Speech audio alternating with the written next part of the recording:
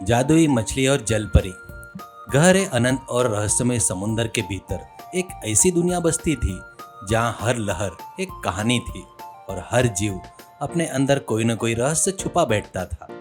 उसी विशाल समुंदर में रहती एक जादुई मछली नीरा। उसका शरीर हल्की नीली रोशनी से चमक रहा था और वह जब तैरती थी तो ऐसा लगता जैसे पानी उसका रास्ता खुद ही साफ कर रहा हो। लेकिन उसकी सबसे बड़ी ताकत उसकी जादुई शक्ति नहीं बल्कि उसका शांत, दयालु और समझदार स्वभाव था। समुद्र के किनारे एक पुराना फैला हुआ पेड़ था जिसकी जड़ों को लहरें हर रोज छूकर जाती थी। उसी पेड़ पर रहता नीरा का सबसे अच्छा दोस्त मोंटू बंदर। मोंटू बहुत चंचल, तेज और कभी कभी शरारती भी था, लेकिन उसका दिल साफ था। हर सुबह वो पेड़ की सबसे ऊंची डाल पर बैठकर जोर से चिल्लाता, ओ नीरा, कहाँ हो तुम? आज फिर से कोई नया जादू दिखाने वाली हो या वही बस समझदारी की बातें करोगी? उसकी आवाज सुनते ही पानी में हलचल होती है और नीरा धीरे धीरे ऊपर आती है। उसकी आंखों में हल्की मुस्कान होती है।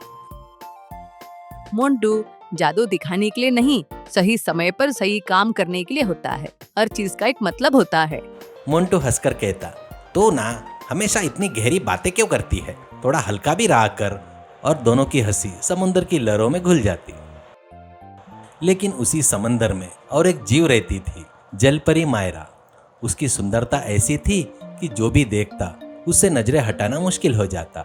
उसकी आवाज इतनी मधुर थी, दूर दूर तक पानी शांत हो जाता। पर उसके अंदर एक बड़ी कमी थी, घमंड। मायरा खुद को इस पूरे समुंदर में सबसे खास, सबसे सुंदर और सबसे शक्तिशाली समझती। वह अक्सर छोटी मछलियों को तिरस्कार भरी नजरों से देखती और कहती, तुम सब मेरे सामने कुछ भी नहीं हो। मैं इस समुंदर की रानी हूँ और तुम लोग सब सिर्फ साधारण मछली हो जिन्हें मेरी मौजूदगी का शुक्रगुजार होना चाहिए। एक दिन जब वह किनारे के पास आई, उसकी नजर नीरा पर पड़ी। उसने हल्के हंसी के साथ कहा, अच्छा, तो वो तुम जादुई मछली हो। सच कहो तो तुम में मुझे कुछ भी खास नहीं दिखाई देता। इतनी छोटी, इतनी साधारण, और लोग तुम्हारी बातें करते हैं। नीरा ने बिना गुस्सा किए शांत स्वभाव से जवाब दिया, हर चीज की खासियत बाहर से नहीं दिखाई जाती मायरा। असली शक्ति वो होती है जो दूसरों के काम आए। मायरा ने आंखें घुमाई और बोली, मुझे सीख देने की जरूरत नहीं है, मैं खुद सबसे बेहतर हूँ। और वो वहां से चली गई। यह सब देखकर मोंटू को गुस्सा टूट पड़ा। नीरा, ये जलपरी बहुत घमंडी है। एक दिन इसे ऐसा सबक मिलेगा कि ये याद रखेगी। नीरा ने धीरे से समुद्र की सतह को छुआ और बोली, मोंटू, सब कुछ वक्त खुद सिखाता है और वो सबक सबसे गहरे होते हैं। उसी समय समंदर के किनारे से थोड़ी दूर घने जंगल में अंधेरे के भीतर एक भयानक तांत्रिक रहता था, कालकुंड। उसकी आंखों में लालच और मन में सिर्फ एक ही इच्छा, सबसे शक्तिशाली बनना।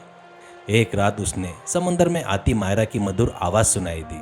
वह ठिठक गया, उसकी आंखें चमक उठी। ये कैसी आवाज है? इसमें शक्ति है। अगर मैं इस जलपरी को पकड़ लूं तो इसकी शक्ति मेरी हो जाएगी और मुझे कोई नहीं रोक पाएगा।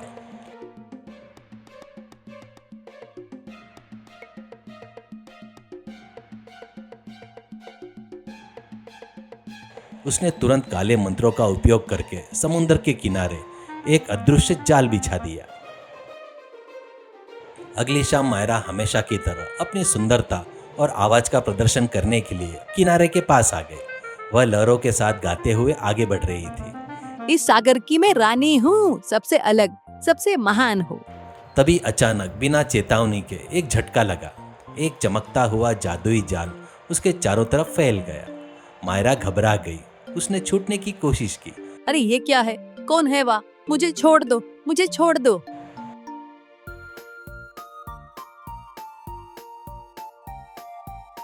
तभी अंधेरे से एक ठंडी और डरावनी आवाज आई, अब तू मेरी है जलपरी, तेरी शक्ति अब मेरी होगी। कालकुंड सामने आया। उसकी आंखें खतरनाक चमक रही थी। उसने मायरा को मजबूती से पकड़कर किनारे की एक गुफा में कैद कर दिया। पेड़ पर बैठा मोंटू ये सब देख चुका था। उसका दिल तेजी से धड़कने लगा। वह तुरंत चिल्लाया और नीरा की ओर भागते हुए गया। नीरा, बड़ी मुसीबत हो गई, जल्दी बाहर आओ। पानी में हलचल हुई और नीरा तेजी से ऊपर आई। क्या हुआ मंटू? ऐसे क्यों चिल्ला रहे हो? भूख लगी है क्या? मोंटू ने घबराई हुई आवाज में कहा, अरे वो बात नहीं है नीरा, तांत्रिक है ना, उस काले जादू वाले ने मायरा को पकड़ लिया है, वो उसे गुफा में ले गया। नीरा की आंखों में गंभीरता आ गई। उसने समंदर की गहराई को महसूस किया, जैसे वो सच्चाई को पढ़ रही हो। हाँ, मुझे उसकी काली ऊर्जा महसूस हो रही है। हमें तुरंत कुछ करना होगा। मोंटू ने दांतें बीसते हुए कहा। मैं गुफा तक जाऊंगा, तू वहां तक नहीं आ सकती हो ना, और मैं जमीन पर लड़ सकता हूँ, लेकिन नीरा मैं उसका सामना नहीं कर सकता। नीरा ने शांत लेकिन दृढ़ स्वर में कहा। मैं पानी से तुम्हारी मदद करूंगी और तुम्हें अपनी शक्ति दूंगी। यह कहते हुए नीरा ने अपनी पूंछ से पानी को घुमाया। एक चमकदार नीली ऊर्जा की लहर उठी और धीरे मोंटू के शरीर में समा गई। मोंटू ने आश्चर्य से अपना हाथों को देखा। ये क्या है? मेरे अंदर इतनी ताकत, ऐसा लगता है कि मैं भी हनुमान जी की तरह पहाड़ को उठा सकता हूँ। नीरा ने कहा। ये मेरी शक्ति है, लेकिन याद रखना, इसका इस्तेमाल सही कारण के लिए करना। अब जल्दी जाओ और मायरा की मदद करो, वरना देर हो जाएगी। अब मोंटू निकल पड़ा उसे बचाने के लिए। वो गुफा के पास पहुंचा।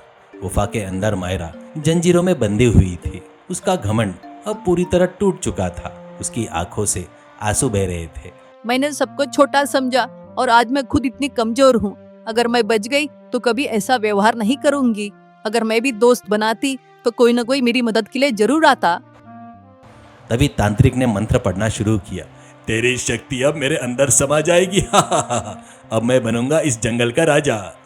उसी समय गुफा के बाहर से एक आवाज गूंजी। ए काले जादू वाले, अगर हिम्मत है तो मुझसे सामना कर। कालकुंड ने मुड़कर देखा। ए बंदर, तू मुझे चुनौती देगा? मेरे सामने तेरी क्या हैसियत है? जाकर केले खा। मोंटू आगे बढ़ा। उसकी आंखों में आत्मविश्वास था। आज तेरी काली शक्ति खत्म होने वाली है। तांत्रिक ने गुस्से में अपना हाथ उठाया और एक आग का गोला मोंटू की तरफ फेंका।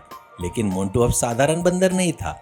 उसने बिजली जैसी फुर्ती से छलांग लगाई, उछलते हुए पीछे से हमला किया। ये ले। उसने भी अपनी शक्तियों का उपयोग किया। तभी तांत्रिक चौंक गया। ये क्या? ये कैसे संभव है? तेरे जैसे तुच्छ बंदर के पास ऐसी ताकत कहां से आई? फिर बंदर भागता हुआ गुफा से बाहर आ गया और सीधा समुंदर के पास आया। तांत्रिक भी वहीं पर आ गया भागते हुए। उसी समय समुंदर में तेज हलचल हुई। नीरा ने अपनी पूरी शक्ति लगा दी। लहरें ऊंची उठने लगी और पानी की धारा तेजी से तांत्रिक को जकड़ लिया। तांत्रिक घबरा गया। नहीं, ये नहीं हो सकता। एक मछली मुझे चुनौती दे रही है। नीरा की आवाज गूंजने लगी।